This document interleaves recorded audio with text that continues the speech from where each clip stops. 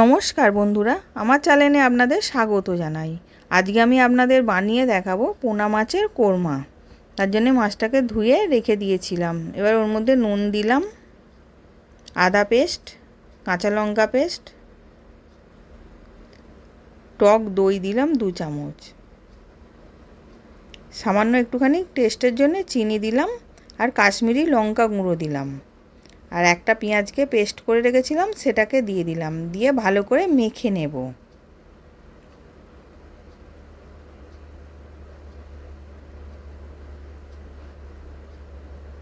এবার ভালো করে মাখা হয়ে গেছে। এবার আমি একটা কড়াতে 1 চামচ ঘি দিয়ে দিলাম। যে ঘিটা গরম হয়ে গেছে ওতে কিছু গরম মশলা ফোড়ন দিয়ে দেব। ছোটো এলাচ দিলাম, দারচিনি দিলাম, লবঙ্গ দিলাম, আর তেজপাতা দিলাম। দেওয়ার পর এবার মাছটাকে আমি ওর মধ্যে দিয়ে দেব।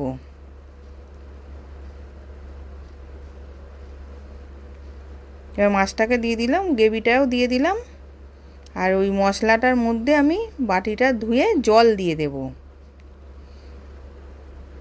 জল দিয়ে এবার ভালো করে মিশিয়ে আমি কমিয়ে চাপা দিয়ে রেখে দেব।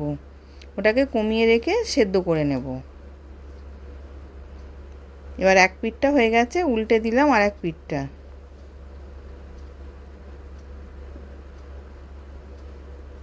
দিয়ে আবার চাপা দিয়ে দেব।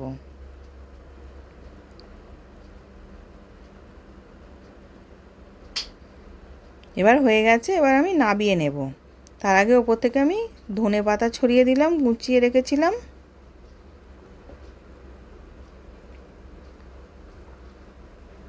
এবার নাবিয়ে নিয়েছি। আশা করছি ভিডিওটা ভালো লেগেছে। আমি হাজির হব আর এক নতুন রেসিপির সাথে।